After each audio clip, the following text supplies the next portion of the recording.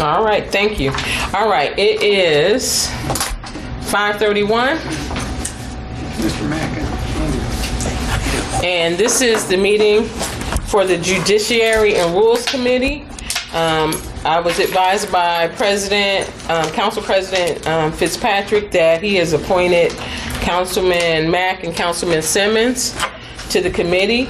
And I will serve as chair as the parliamentarian.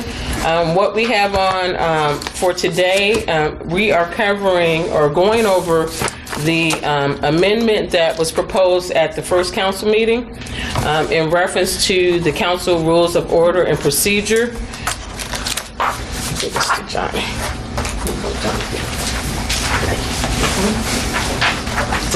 And basically what I said at the first council meeting is that we were looking for opportunities to streamline our current, the way our meeting is run currently. And there were two amendments that were proposed. And then also we had a discussion about the agenda and the order of the agenda. Can you pass those down? So the first section that we spoke about specifically in the code was section 2-51A2 to be amended. And I've passed around copies of the code. So this is again section 2-51, the suspension or amendment, and this is the rules of order and procedure. Currently, it reads, except to the extent that the provisions reflect mandatory state statutes and except as otherwise provided in this division. Number 2, it says, except for section 2-57A, regarding the number of readings of an ordinance, the provisions of this division may be suspended by unanimous consent of the council. And what the amendment calls for is 2/3 vote instead of unanimous consent. And what has happened over the years, typically with unanimous consent, I serve as a national parliamentarian for a national organization, and we use that to streamline the meetings, but not to discourage progression of the meeting. So, for instance, typically it's just to move the meeting along. Right now, the way it's used and how it was used with me when I was on the council, I may say, can we have second and third reading at this meeting? And one person can say no, and that just squashes it, right? Or if someone would like to suspend a rule that is in that section, one person basically can stop us from moving ahead. And I feel like as an elected body with 9 members, we cannot allow one person to be able to stop the progression of a meeting. And that's why the recommendation would be for 2/3 vote of the council to be able to suspend the rules. So I would entertain any conversation by the committee. Mac or Mr. Simmons? In regards to anything that streamlines and makes us more effective and doesn't allow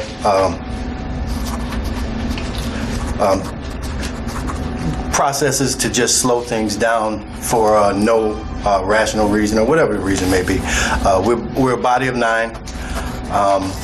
If the majority of that body seeks to do a legal and ethical move to move our meetings along, make us more productive, and better use the city and everybody's time, I'm 100% for it. Okay. Councilman Simmons, you got any comments? Yeah, exactly. For the sake of expediency and expedite the meeting, I would be in favor of it. I'm just going to do the full thing, and then I'll ask for any other comments from anyone, and then we'll do a vote by the committee. Okay. And then the second piece of the second amendment is read as follows. It is on section 2-66B3, and this is very minor. The only reason why I brought it forth is I know there was a long debate at one of the meetings in December in reference to council members being appointed to boards. And I know the Attorney Meyer at the time advised that there was no problem with the council changing the rules because they set the rules. But I know that some of us are very mindful of rules and we try to follow them. So the only thing that this does, in order to be eligible for nomination, a completed candidates form must be filed in the clerk's office by noon of Thursday before the next meeting. All it's saying is that as a council member, you don't have to fill out a completed form to turn into ourselves. That's all it's saying. If we would like to add a council member to any voting board, that we have the right to do that. That's all it's saying. I know it's redundant, but based on what the meeting was that occurred in December, just put that in for clarification. That's all.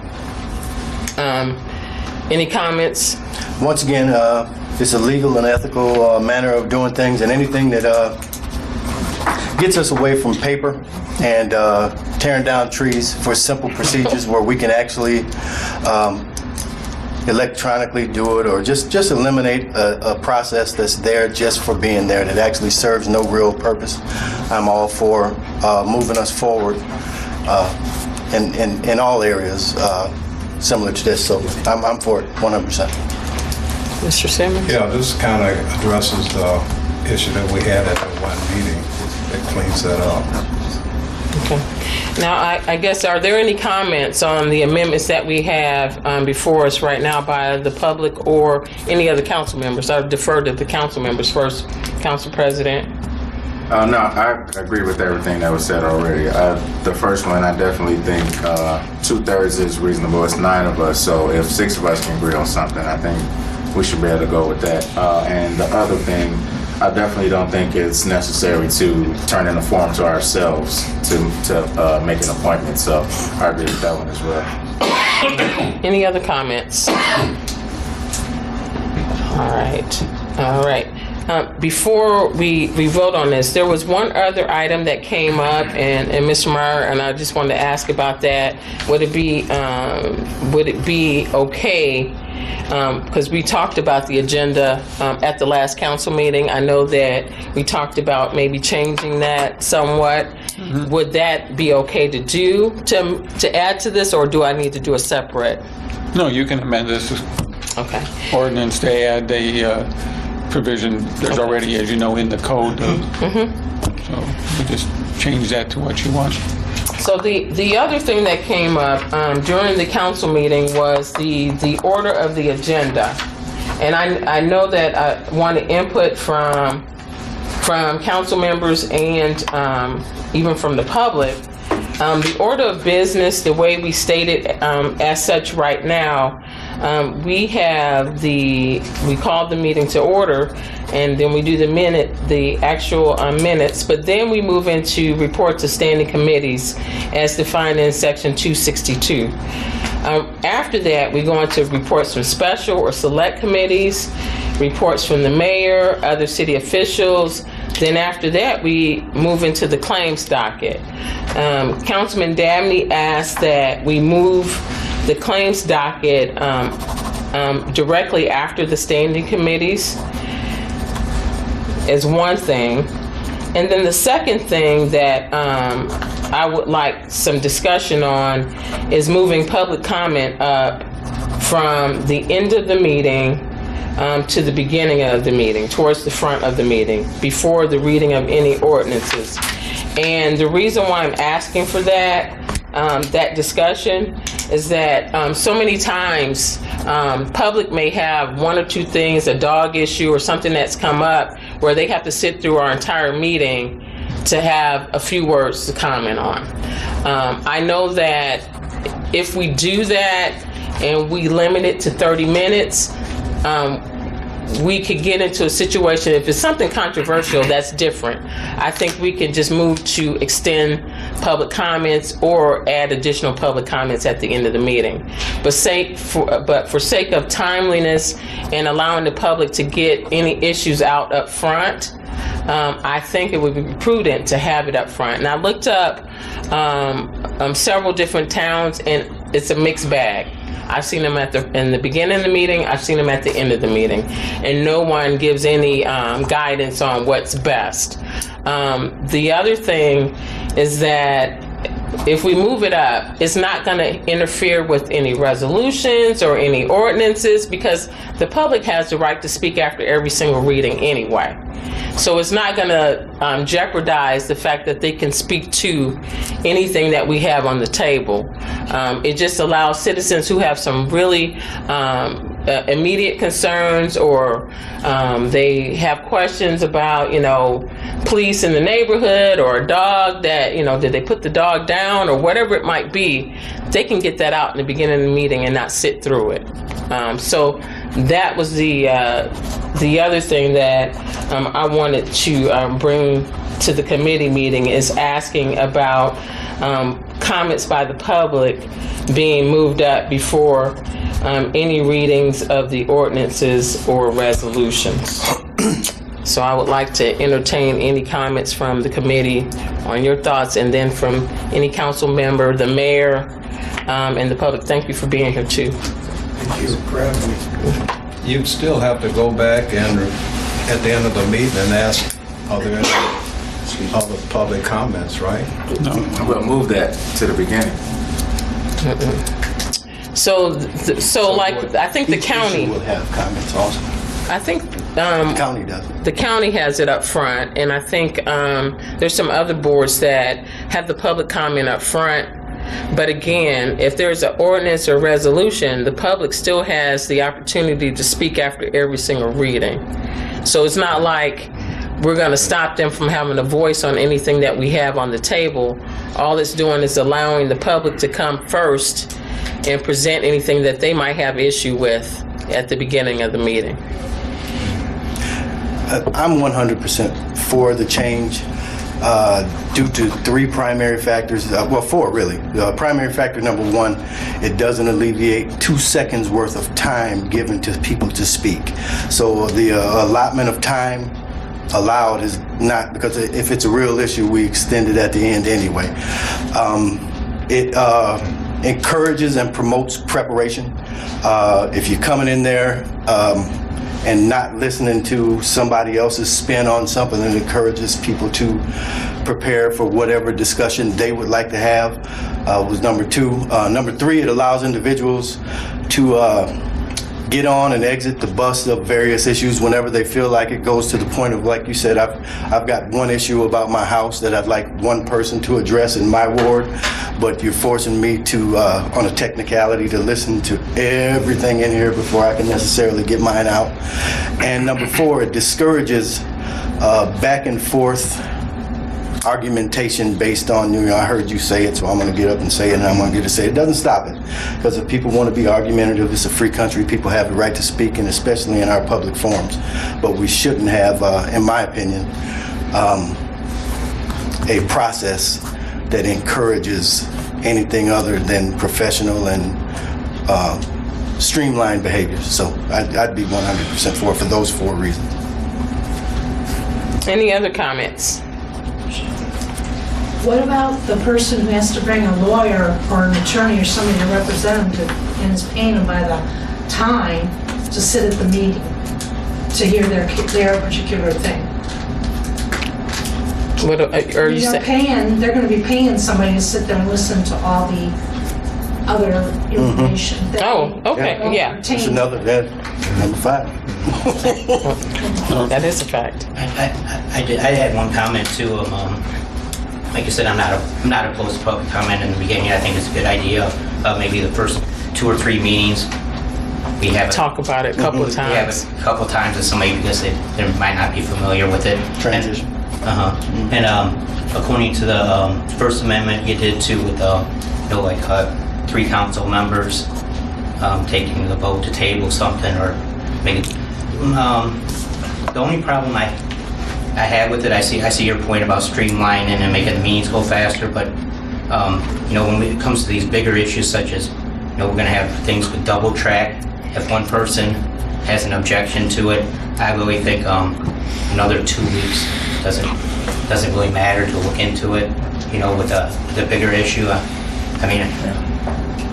I'm going to take, for instance, the Sheridan Beach townhouse thing. Which one of us would have spoke up on it and looked into it a little bit more. Where it would have been another 2 weeks. So that's the only thing I have about the possibly the 2-3 people or whatever to put it down or table it. Anybody else? Yeah, I have a comment.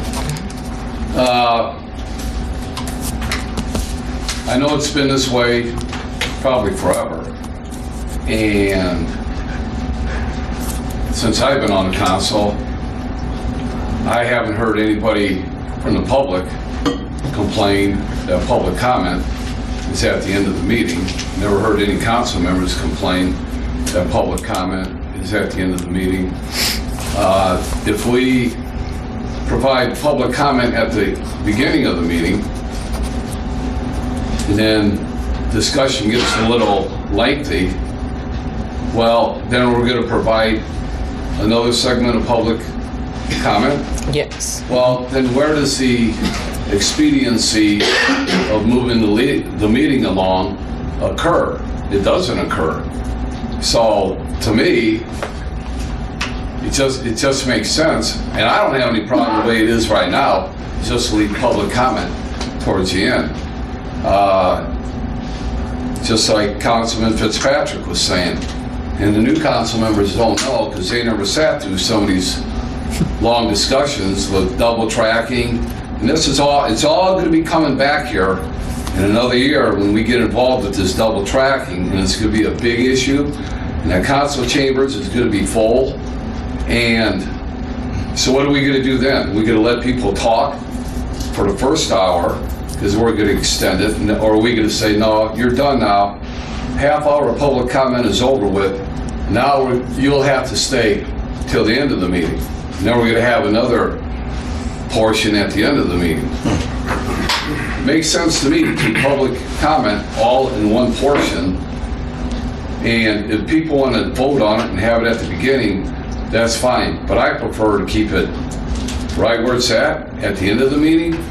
That way if people are even running late to the council meeting and they can't get there for whatever particular reason, whether they have to work, whether they have to feed the family at 6:30 in the evening, they decide, well, I'm going to go to council meeting tonight because I do have a problem with my dog. I do have a problem with the next door neighbor or the house down the street, and I want to get something resolved. Well, at least they have an idea that public comment usually pops in towards the end of the meeting. It gives them time to get down there and get focused on what they're trying to do. Yeah. Those are my comments on it. And when I said when I gave that example about extending it to the end of the meeting, it doesn't necessarily have to be at the end. It could be right then and there. It doesn't have to be. It could be a whole hour at the front of the meeting. It doesn't necessarily have to be split. I was just giving an example of that. But I think it's a paradigm shift. And with that being said, it still doesn't provide the expediency that I think, council members want to see. The council meeting is the council meeting. Now, whether it takes an extra 10 minutes or it takes an extra 5 minutes, that's what we get elected for, is to sit there and listen to what people have to say. And when it comes time for the public comment, I know that each individual, there's a time period, it's supposed to be 3 minutes, but sometimes it goes a little longer. But you have to be courteous to the people to come to the podium and talk to the council, because a lot of times that's the only time you ever get to come to the council meeting and talk to the council members. And the public, they get nervous, and sometimes it takes them a little bit to get their point across. So we have to be cognizant of all this. And I know the new members aren't aware of it yet because they haven't lived through the experiences of being on the council, but I would just like to make sure that you have an open mind of what we're doing here and look at it from that standpoint. Thank you. Yep. So one of the things I would say though is that whether it's at the beginning or at the end, and like I said, there is no everywhere I look, there's no one that says this one is better than the other at all. It doesn't say it anywhere, and I don't mind not bringing it, to the table. But I think what I'll ask for though is more information from the public on what their thoughts are, because I do believe that it's just timeliness. When I say timeliness, I'm not talking about for us. I'm talking about the public who would like to come in and say something, not necessarily sit through the whole entire meeting. We're gonna sit there regardless for the whole entire meeting. I can think of a couple instances where I've talked to people after the meeting on a separate day when they say, I came to the meeting, I want to say something, but you guys took so long, I had to go, I couldn't sit to the end. And I've seen people get up and walk out that were there to make public comments. So in that respect, if we allow it at the beginning, certain people will be able to, but it never says that we can't say at the end we'd like to open public comment up again. Just like when Mayor Perry, had something to add, we didn't have a problem with opening it up for that. So, we can do it however we feel necessary. If there are contentious issues or ordinances that come up and more people gather to address some of those issues, and we think it should be opened up for public comment, we can always do it as we see fit during the course of the meeting, versus not allowing ourselves to make this adaptation. And if it doesn't work, we can always change it back. So That's true too. And I agree with the premise of what you're saying, to look at both sides of the issue like that. But what we bring up is those contentious issues, and once again trying to weigh who gets inconvenienced on one side or another. I come up with like a numerical value and an issue-based value, that if there is a real contentious issue that pops up or that we know is coming, it would almost be best to just have that issue and those people that are seriously about that issue having the floor to themselves. There were anyone else that's not involved in that would not want to be, it wouldn't even dilute the issue. To have a real issue like the double track being discussed at the same time I get up and mention, my one issue. So to me, it just allows people a lot more flexibility in light of different issues, where those complicated issues are not being pulled away from, and they can stay, they have the floor to themselves at the end, because anybody else that wanted to just do theirs have already done it. Yeah, and I've also had the flip side of where people said, I would come, but I'd rather, if I could come say something earlier, it would just be better. So, that's kind of where I'm at. I don't know if anybody else has any comments. Mayor? Thank you, Madam Chairman. President Fitzpatrick has a point. There's positives on both ends of it. Having worked for the county government 3 years, I've heard a lot of complaints about having public comment at the beginning of the meeting, because so often information will be added, comments will be made as issues are addressed throughout the meeting that generate more comment by the public. So I think it's an asset to have comment at the beginning of the meeting, and if you have it as each item is addressed, I think that's really important.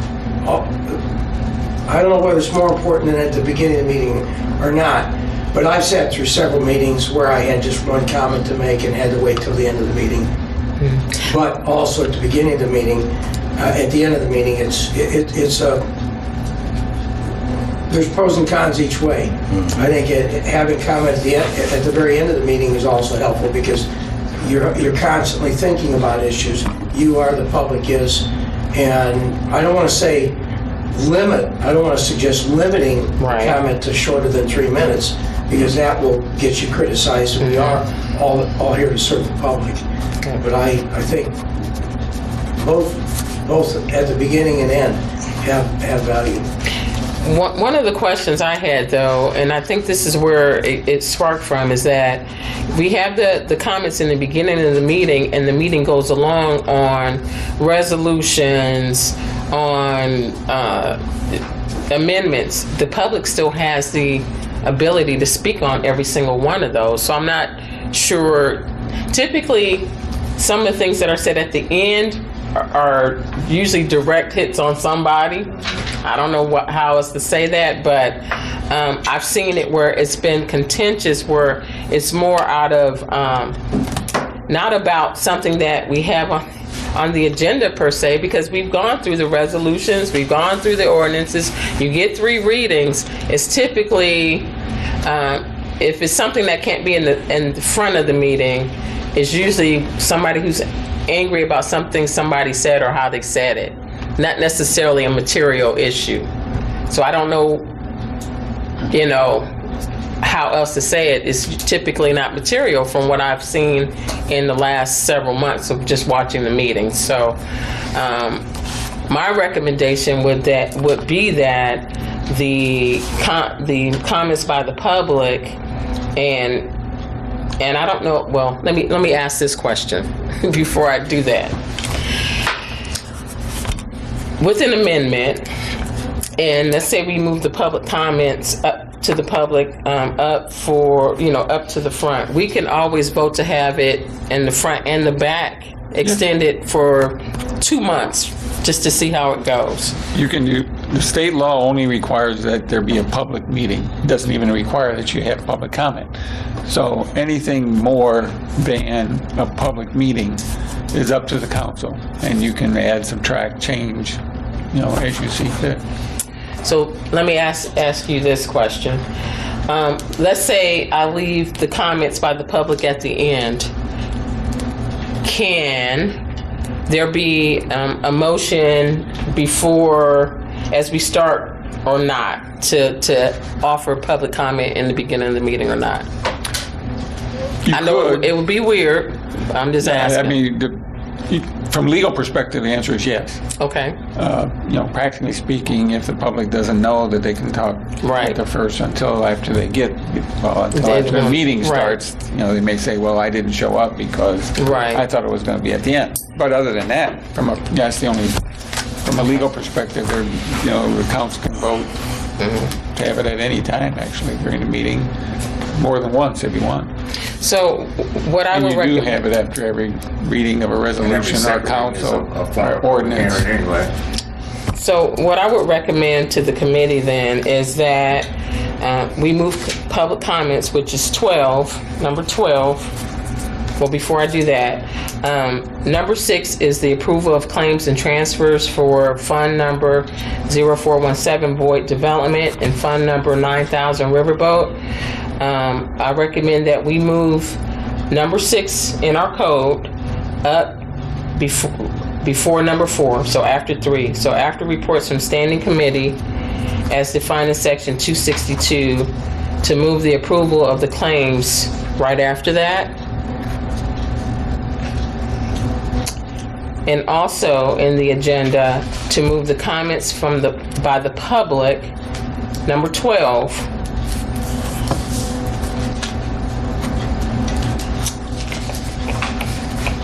looking for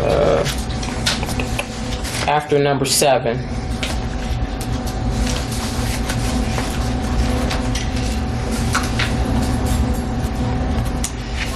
And then that way we can get information from the public, but for at least the first few months we can still have comments at the end, just to get people accustomed to, if we need it, to the change if it passes. So that would be my recommendation for number 3 on for the proposed amendments, Attorney Meyer. And I'll send it to you in writing as well. Sure. Thoughts by the committee? I still prefer. I got a comment. Yes. Right now, because and this goes to all of us. I was on the council for 16 years prior to the last 12. And in those 16 years, I never heard one complaint where the comment portion was at. Now that I'm back on the council and being out in the public, I've not heard one complaint about it. Now, my thing is this.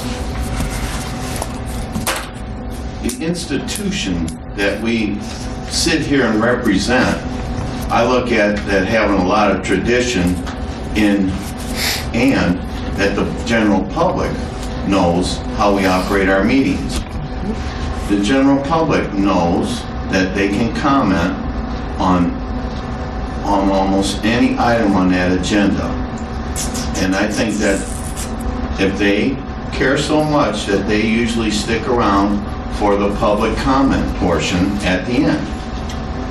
But also, with saying that, if you have a lot of people that want to make a comment at the beginning of the meeting, is it fair to the rest of the public that's there for a certain item on the agenda that they got to sit through a half an hour instead of letting them get to their item and say what they need to say pertinent to, say, a development standard change or something? And that, yes, they are paying an attorney if they are going through a change, or just like we went through with a vacation of a street.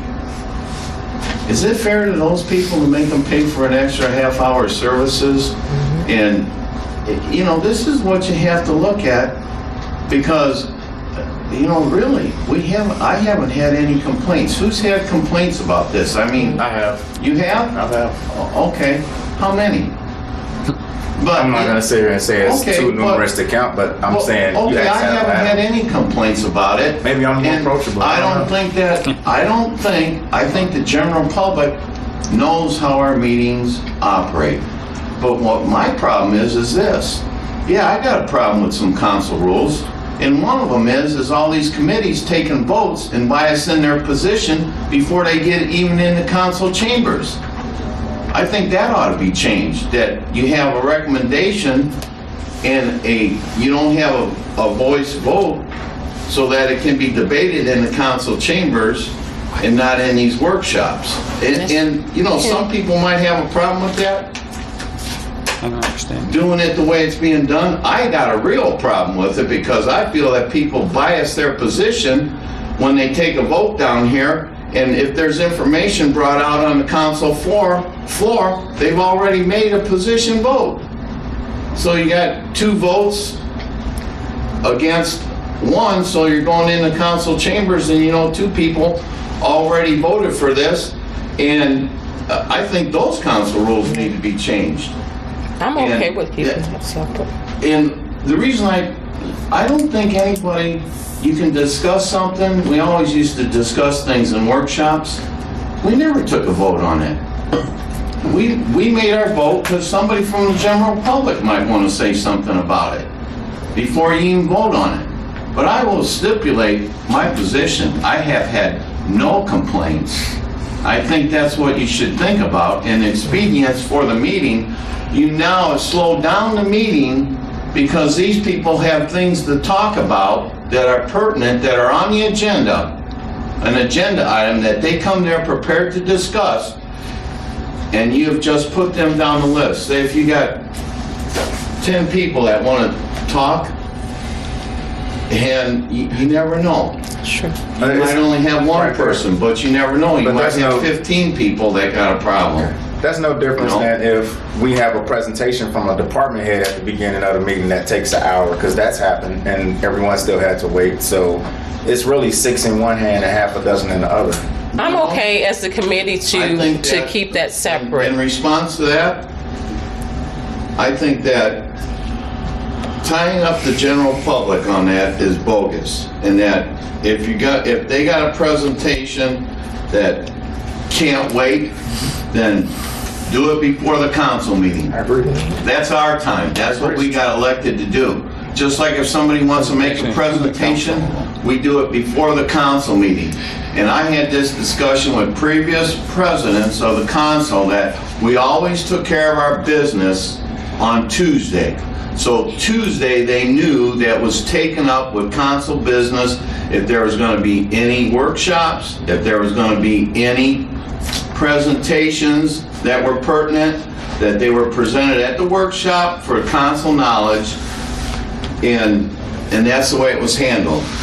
Now, I don't think that we got to make a rule change for that, but I think it's just, considerate to everybody on doing it on Tuesdays, and that should be the standard operating procedure, just like you got a job. And I will say this, I've been at some meetings that have lasted till 11:30 at night, but I'm not worried about getting out of here. I'll stay here till whatever it takes, because that's why I ran for this office, to be a public servant, not worried about coming in here and getting out of here as quick as I can. I'm on call 24 hours a day, and I've had calls at 2 o'clock in the morning and responded to them. And I would just like to agree with you that our job is to be here and do whatever is necessary, especially in those meetings. My belief of expedience isn't for us. It is for some of the individuals. And once again, I think with technology and a lot of the changes that take place, we've got probably 8 years of ALCO TV evidence of how meetings run with the comments at the back. I don't see, since we do have the legal ability to change a rule, to see if we could make it more expedient for some constituents, not all constituents. It's a chunk of constituents that are having to wait, and I just don't see how putting those people's time as important, as opposed to mine, because I'll sit there at 11, and I think any of us will sit there at 11. So my time in the council or in the meetings is totally irrelevant to my opinion of this issue. My opinion of this issue is based on analysis and just thinking. And you can watch the ALCO meetings and find out. We can easily, if we want to set up a workshop, to see if it's productive to have that. But we wouldn't have something on the other hand. And having a 2-month, 6-month, 1-year trial to see, not based on complaints, but based on evidence, that are there people that really think or are proven to get an advantage by coming in, saying what they need to say, and leaving. I just think it's logical, and I think we would see that. But, Councilman Mack, for sake of getting more information, I think we probably should. I'm okay with not moving the comments by the public at this time, but I definitely know that we really would like to move the first item up. So I'm okay with providing some more get some input from the public, and maybe doing a workshop and pulling evidence and doing that. So we can table that at this time, but I would like to add item 3 and moving the claims up at this time for that. But I would like to address one other thing about the committees. The council that I was on previously, we went to a committee structure, and the reason why we did it wasn't to stop the voice of any council person.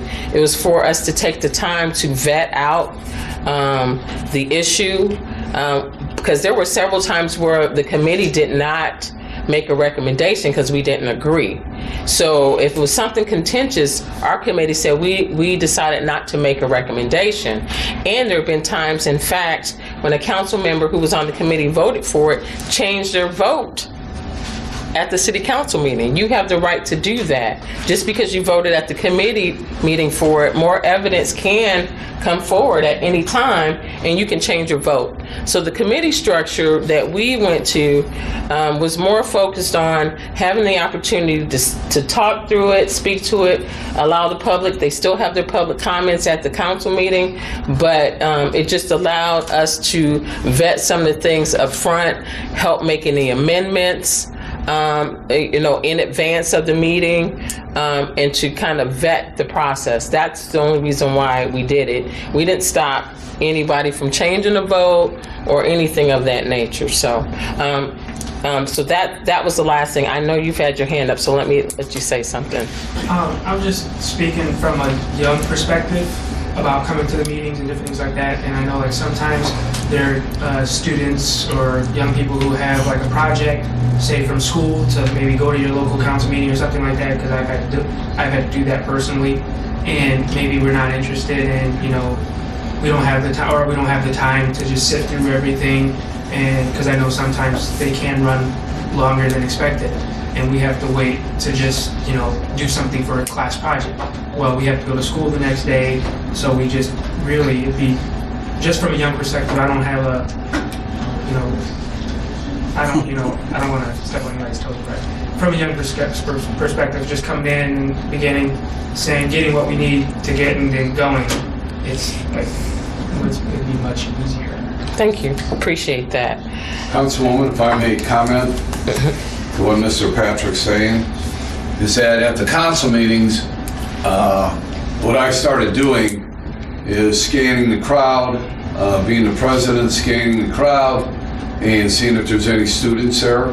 Because you know who the students are. You know, they usually come in a group and they're sitting in the back, and they have a blank stare on their face because they don't know what's going on. Right. So I would go introduce myself to them, and they're all, you know, they're getting kind of tense because they know they have to take notes and put a report together and all that for their teacher.